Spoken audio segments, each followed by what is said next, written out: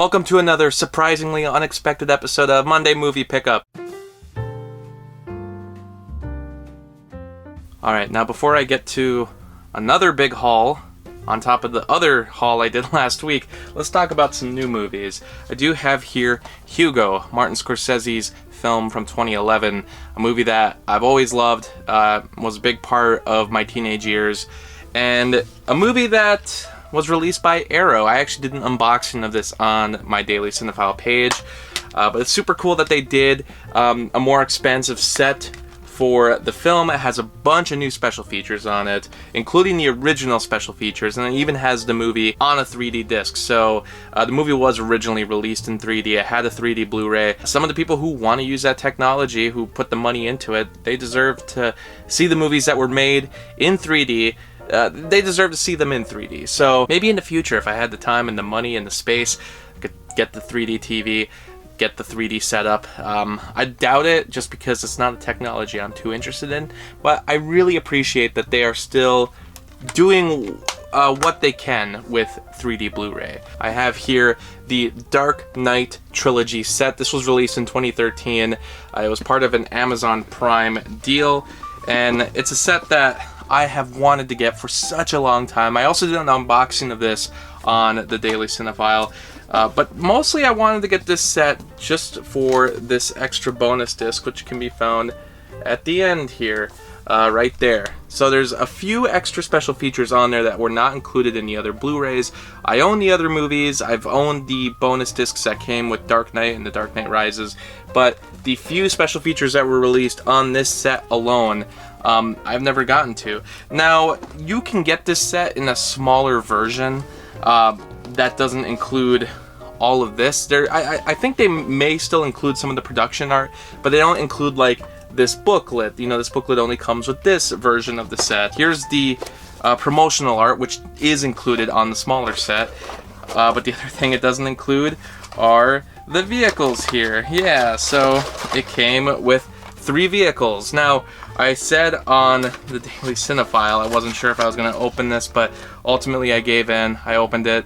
There's the little tumbler, there's the bat, and then we also have the motorbike, the one that's featured in The Dark Knight Rises. There's everything that comes with it. Like I said, you can go watch the unboxing video I did on the Daily Cinephile, but overall, cool set to finally have. But of course, the thing that we're all here for is this massive haul. So last week I got a bunch of Blu-rays for free.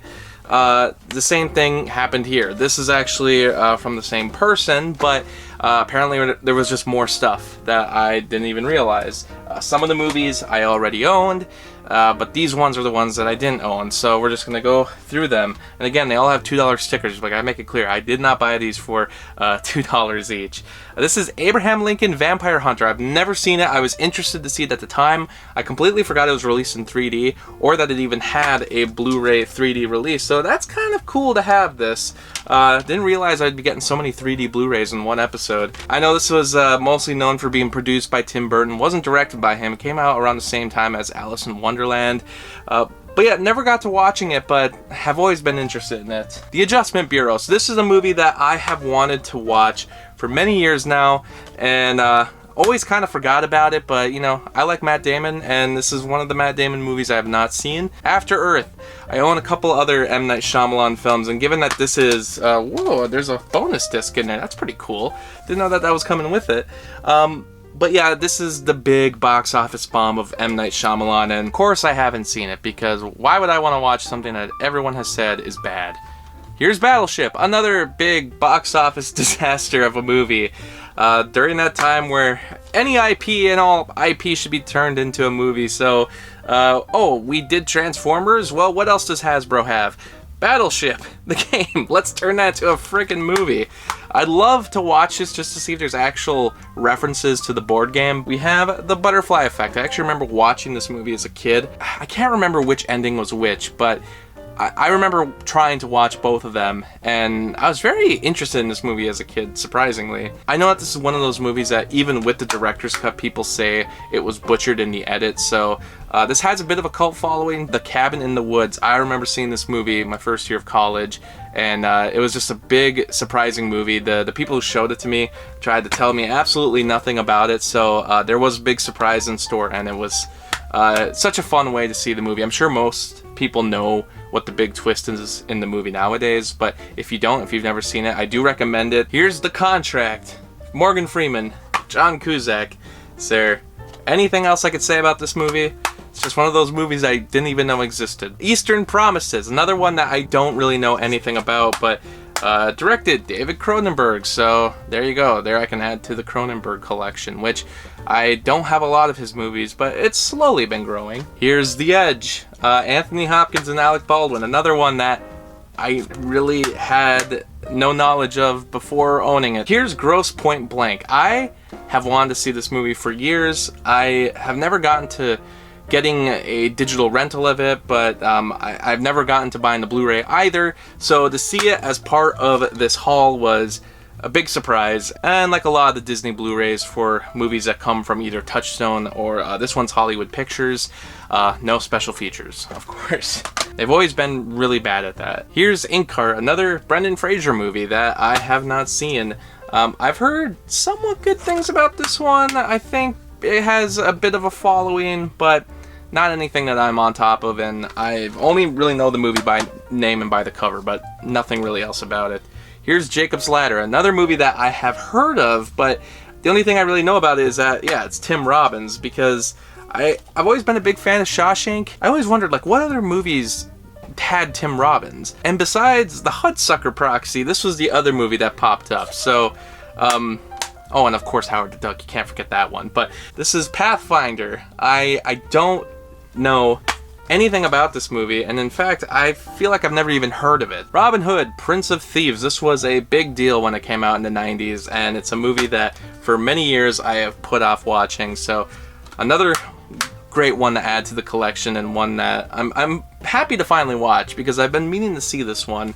The only thing I know about this is that the music in it was used for the Disney Blu-ray intros, so I know that music very well. This is Sahara. This was the one that came out around the same time as National Treasure and the Da Vinci Code, and it seemed to have that same kind of vibe to it. Like, it seemed like it was about treasure hunting. So I might actually end up enjoying this movie because I like those types of movies. We have Snatch. I have not seen this movie in many years, and frankly, when I watched it, I wasn't too into it. I like Guy Ritchie movies okay, but they are not... He's not my go-to director. But I enjoy his style for what it is, and there's a few movies of his that I like, so I might just need to give this one another watch because people still to this day say this is his best movie. And like I said, when I finally watched it, this was many years ago, I just wasn't into it, but it's about time I give it another shot. I remember seeing this one, I remember parts of it, but man, it's still a movie that I can't believe they actually made this. And it's a movie that was not... You know, it already wasn't aging well when it came out. It was already just out of its time, and even now it's only gotten worse as time's gone on, so I've never even heard people really defend this movie. Here's 13 Ghosts and House of Wax. House of Wax actually got a recent re-release through Scream Factory.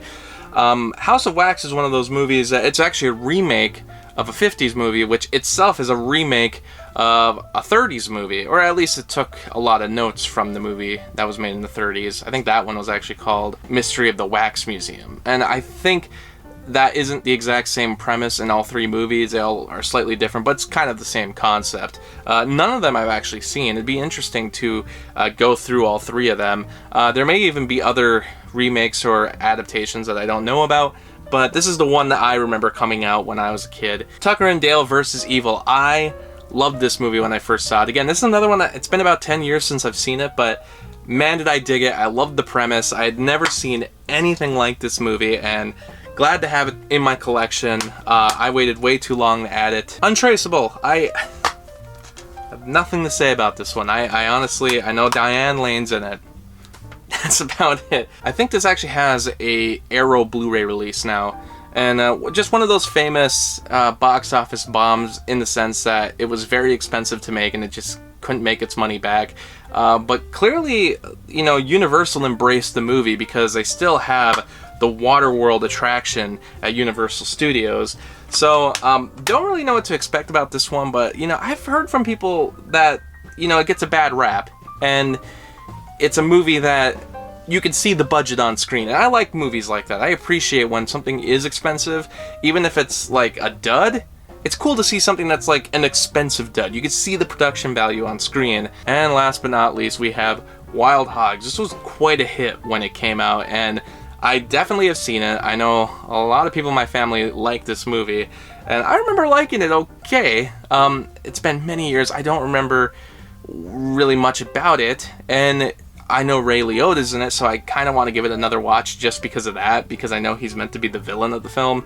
And it's one of those movies that it's gotten a bad reception for many years. It's kind of been the butt of the joke for a lot of moviegoers. But hey, people in my family liked it, so maybe there's something there. And I don't remember disliking it. Granted, I was a kid. Well, that was everything this week. I'll see if I get anything in the coming days, but in the meantime, thanks for watching.